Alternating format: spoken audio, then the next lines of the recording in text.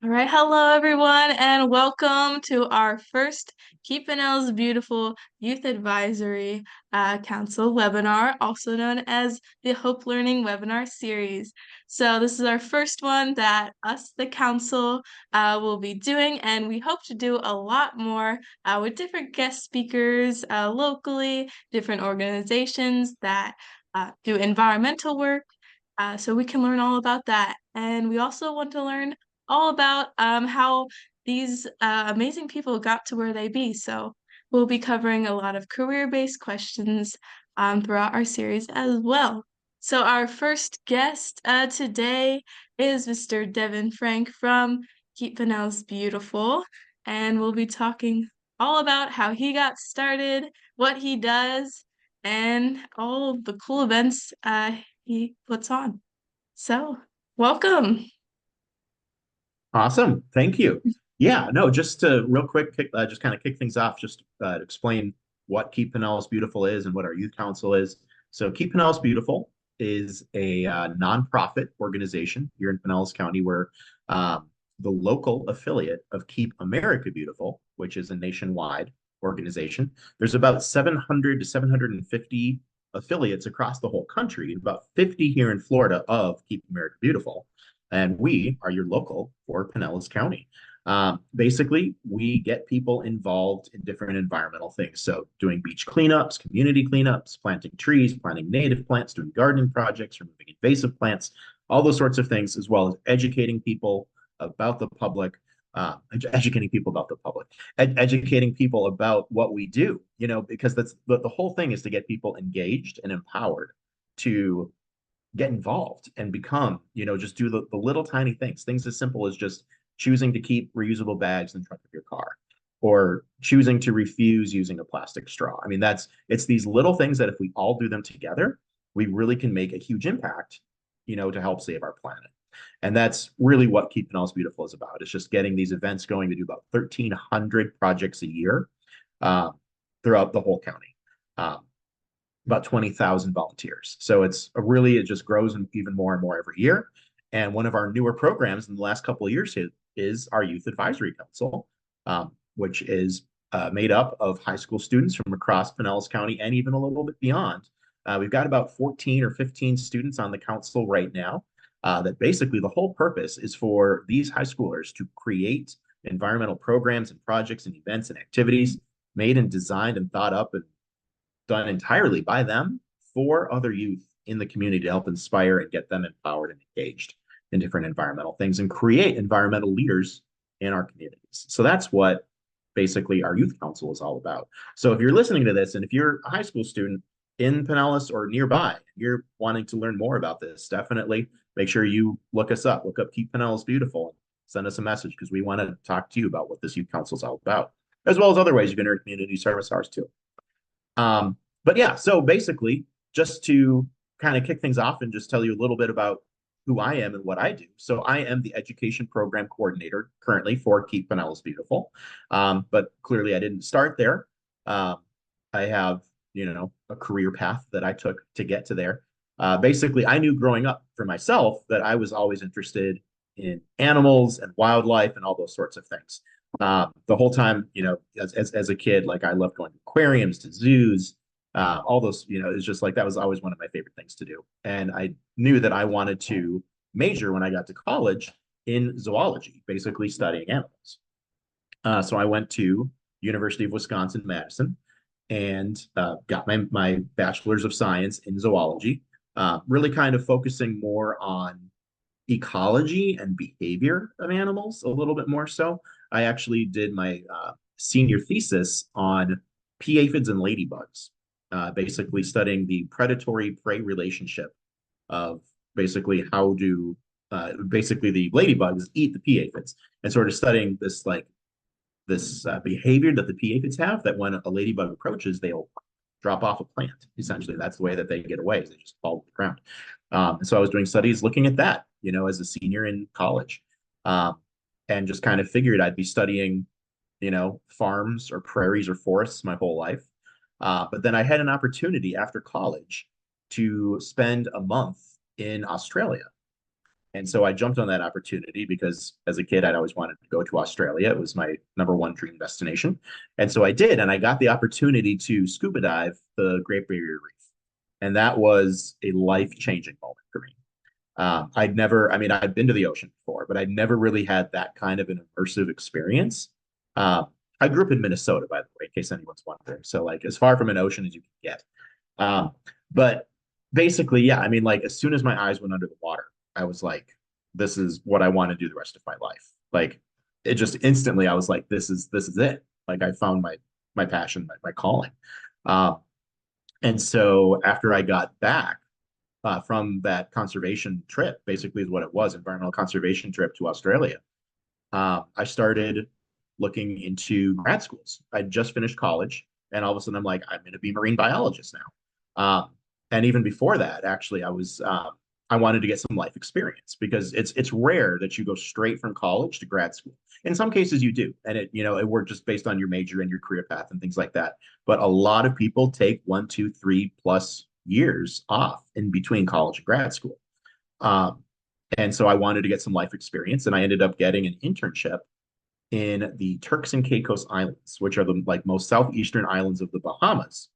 Um, but basically, with a place called the School for Field Studies, which has different centers around the world, and that one is based on marine resource studies, where college students will go to those various facilities around the world, and basically it's like a study abroad program.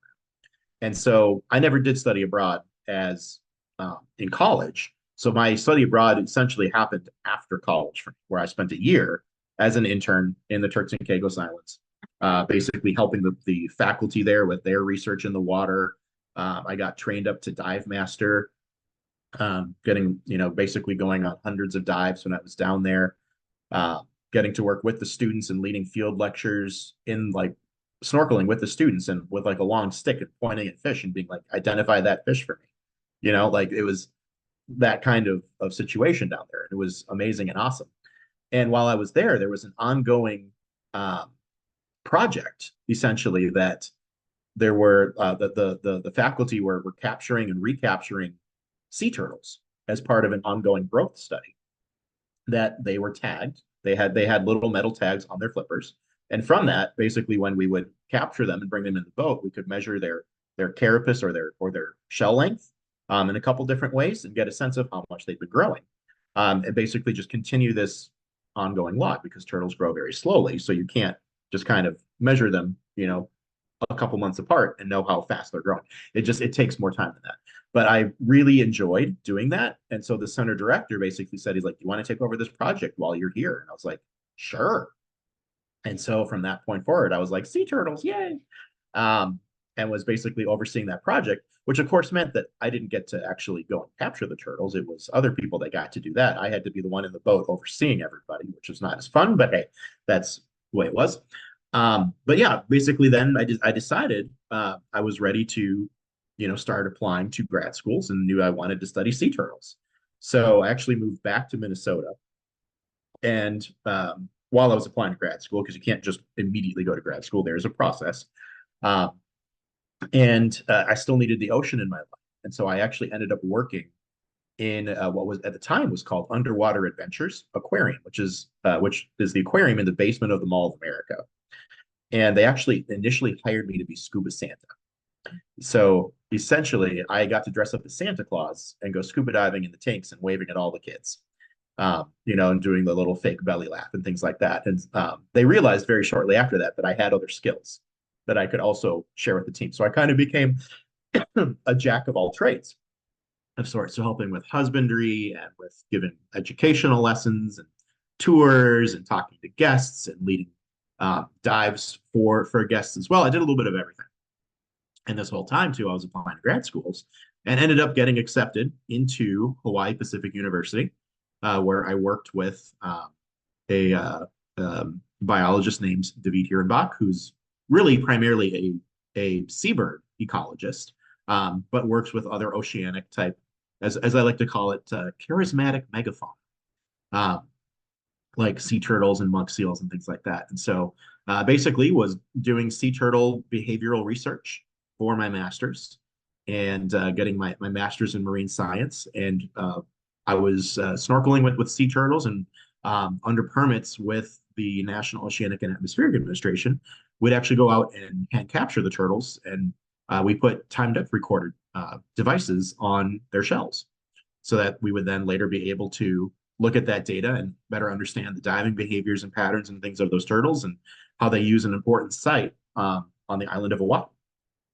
And after a couple of years, I got my master's degree, and then worked with the National Oceanic and Atmospheric Administration on their turtle team as a research biologist for 5 years, basically doing research, rescue, rehab of sea turtles all through the Hawaiian Islands, which was fun.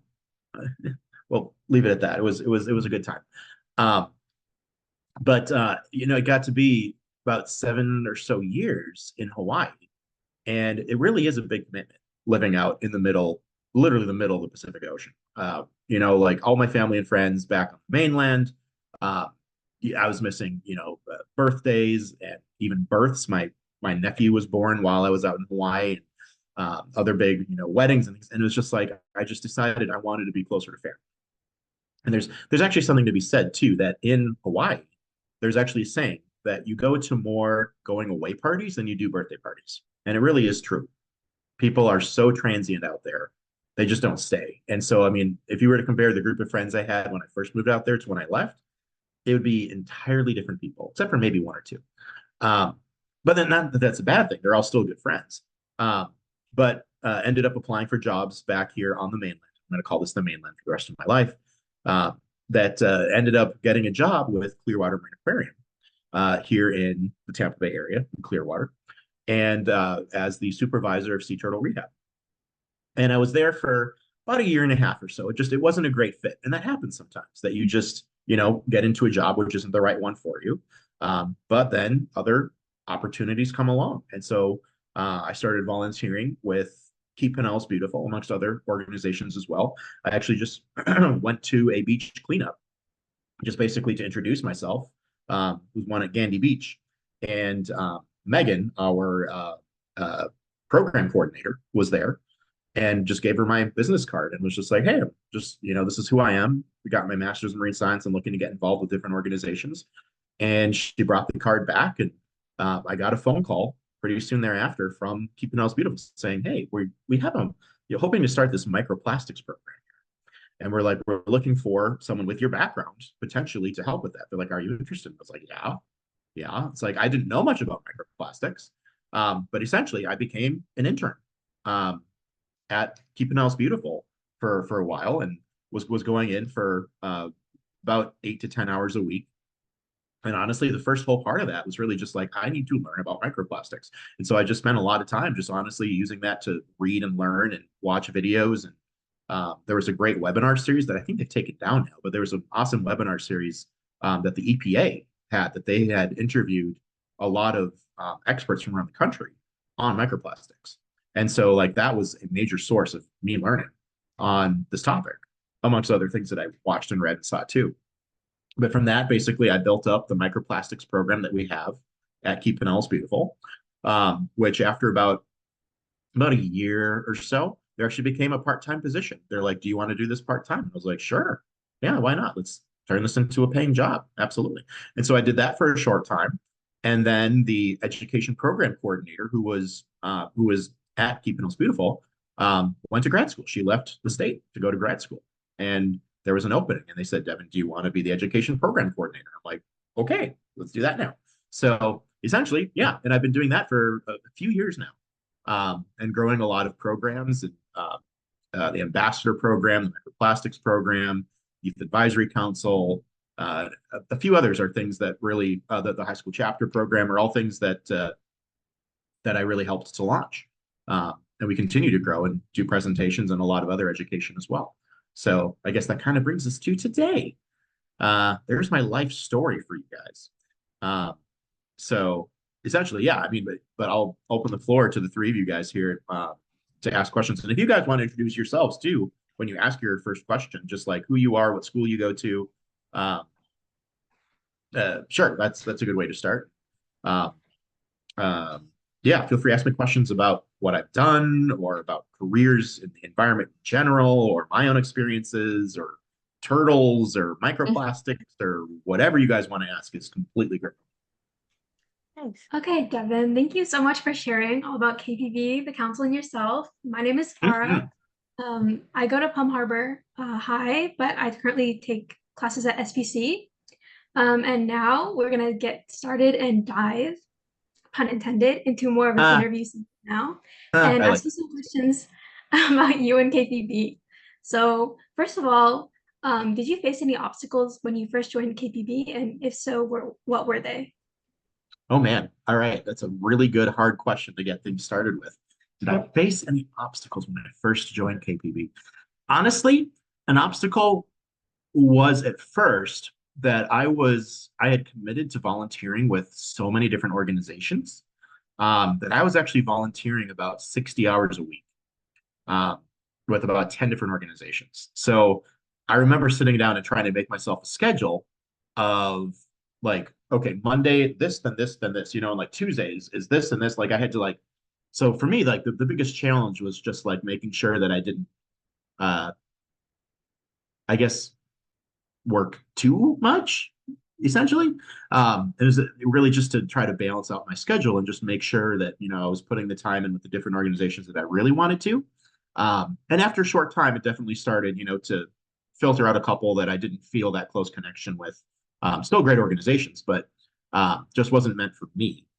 And through that, I definitely built more of a rapport with the staff at Keep Pinellas Beautiful. Honestly, it is the most family-like atmosphere that I've ever worked with in my life. You can just basically ask any of the staff members for help with anything. And it's just like, they're just basically like your siblings. It's really kind of cool. Nice. Thank you so much. So also I am Sierra and I am currently homeschooled, but I also take some classes at SPC. So my question for you, Devin, is Mhm. what do you think was the most important opportunity? Was it the work experience or was it like the college degree? It depends. Also a very good question. It really depends on the stage of your career as Mhm. to what the most important thing is. Like when you're applying to college, like they're looking pretty much at like what your extracurriculars are, which is why joining the youth council is such a great thing. This is really good it's a good resume builder. But also, they're looking at your extracurriculars, but they're also looking at your grades too. Um, Mhm. I mean, that's really not that your grades aren't going to matter further on down the road, but this is when your grades are going to matter the most. When you're in college, sure, I'm not trying to say don't try to get bad grades in college. By all means, please do actually work hard and study up because that will help you in your future career. But like when you're applying to your first entry level jobs or whatever it might be, they're not going to specifically look at and be like, oh, this person got a B in this class. Like it's not as much like that as it is like at this point in your life. You probably feel like grades are everything, and grades are definitely the most important right now. The older you get and the more experience that you have like outside of high school and even college, the more that your life experiences matter, and your skill sets and things like that. And because you gain those through more jobs and through more experiences and volunteering and your undergrad and grad school and all those sorts of things.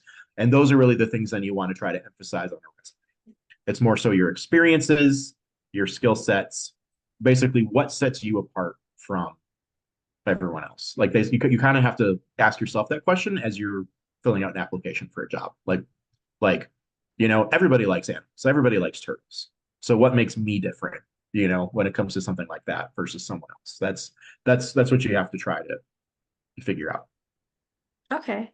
And also another quick question. Yeah. What kind of skills did you need throughout your career path? Yeah. No, I mean, like skills grow as you do more.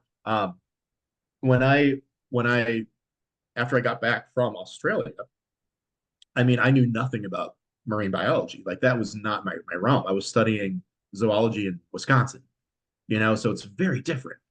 And so I just started applying. At first, I'm like, all right, well, I need to get, if I'm going to be a marine biologist, I got to get some experience. And so that's why I started applying to internships. Mhm. And I applied to the waterfront research assistant internship position with the School for Field Studies in the Turks and Caicos. Um, and I didn't meet most, if not all, of the job requirements. Mhm. They were looking for someone who already was a dive master, who had ocean experience and this and that. But I still applied anyway. And for whatever reason, my application must have stood out to them because I think it was pretty soon thereafter I got an email back saying they wanted to set up a phone interview.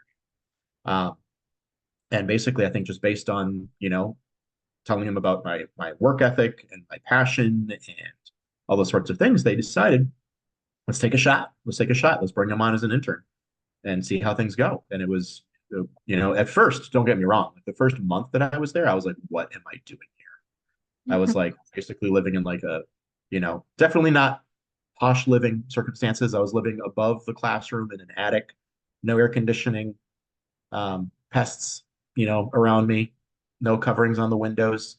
It was a very interesting situation. And I'm just like, what am I doing here? But after a month, I was like, I love it. So it's just, yeah, I mean, it's just, you just kind of get used to your new surroundings. But yeah, I mean, it just, and then as you go, you gain more skills and experiences with every situation you're in. And sometimes, it's possible maybe I would have gone to that internship and realized this isn't for me. And that's a huge part of why you try things out too, is because you don't, not everything has to work. Sometimes you go to an experience and you realize, well, nope, that was the wrong path. Let me try something different. Uh, and that's exactly what you need to do then, is you get that sort of experience as well. But yeah, no, with every experience you get, you have more things you can add, like things as simple as, oh, my skill sets in working with Microsoft Office to my skill sets in being able to, handle and restrain live 250-pound sea turtles, to, it all just varies based on your own life experiences. The more that you do, the more you can kind of nail down what you're most interested in doing. And then based on that, you can start to figure out what steps do I need to take to get there? What skills do I need? What experiences do I need? Sometimes you kind of get caught in that catch 22 where it's like, well, I need this experience in order to do what I want to do, but in order to get that experience, I have to have already done the experience. And it's just those situations can be a little tricky, but there's usually a way, to find that intermediate that you need in order to do that too.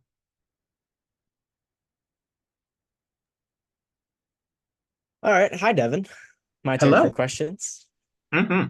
So I'm kind of curious, what are some of the projects that KPB, or I guess initiatives that KPB are involved in right now?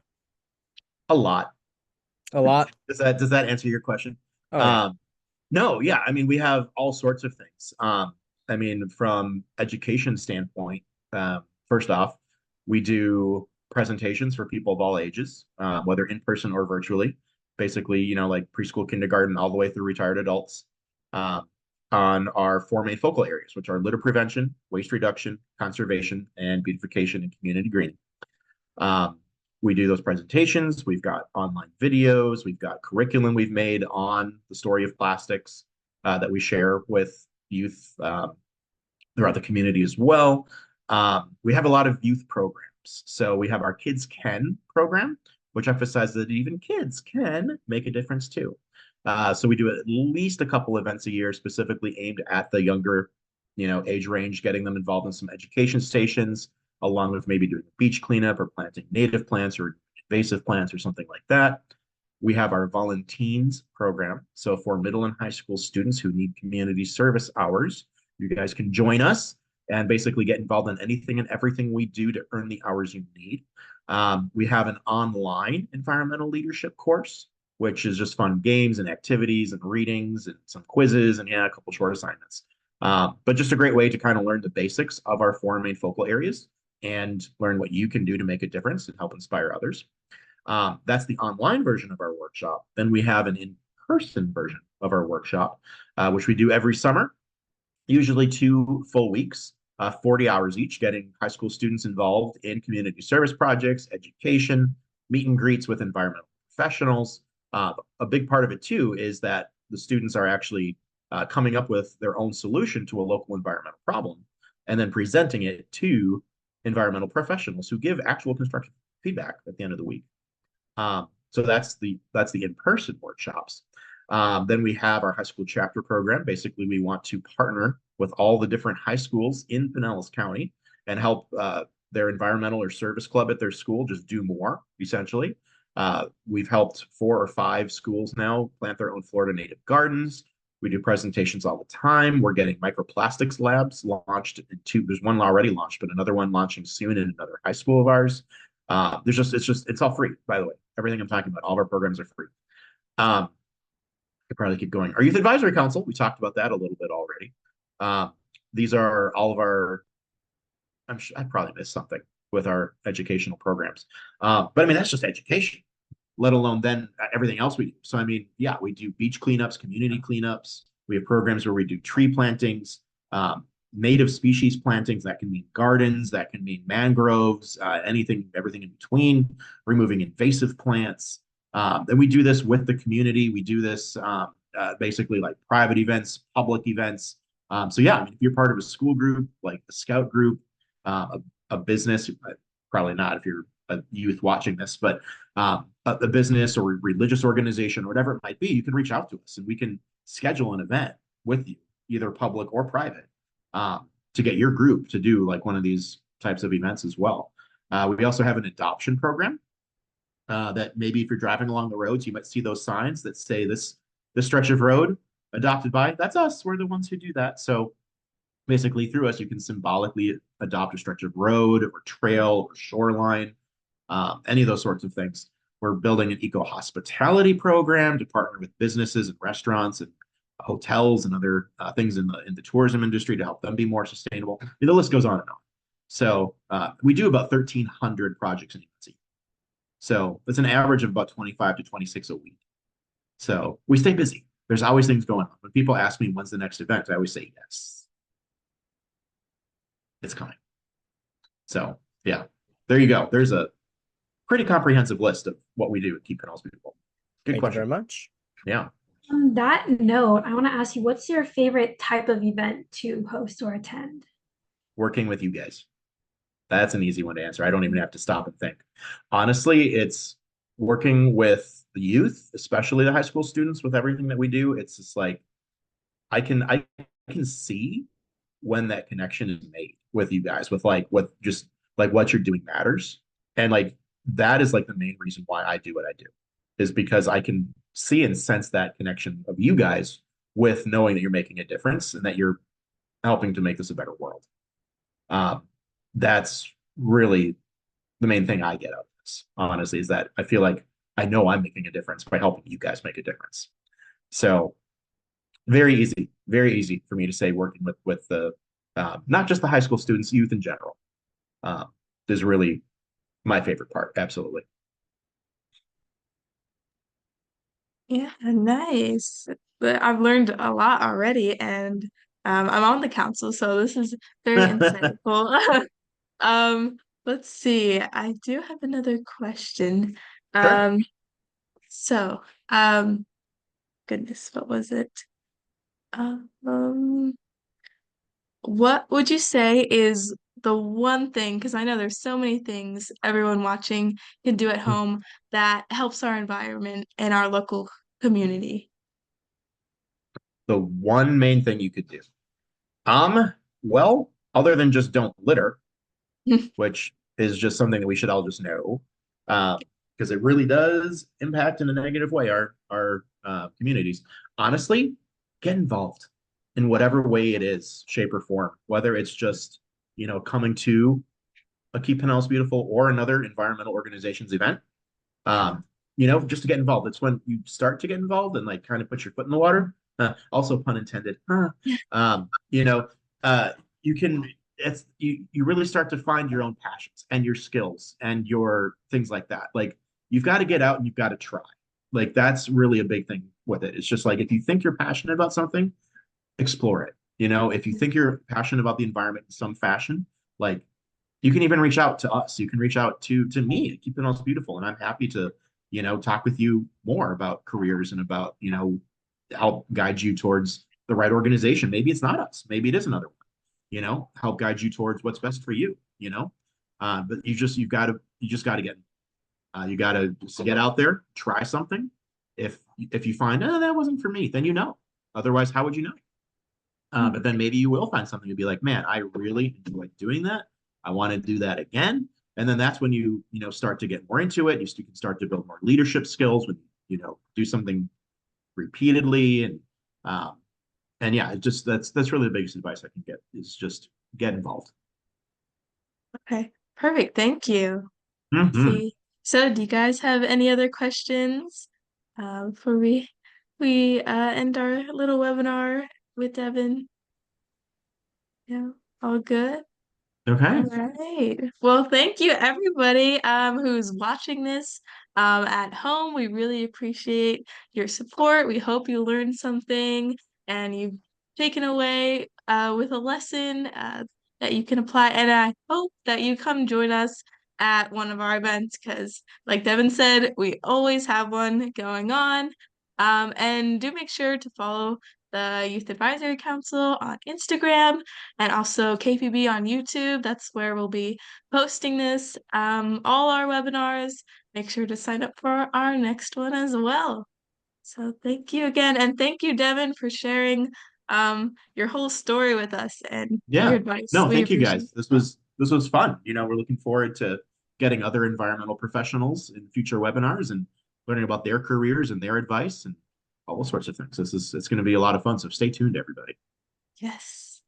All right. Well, thanks, everybody. We'll see you at our next one. Bye.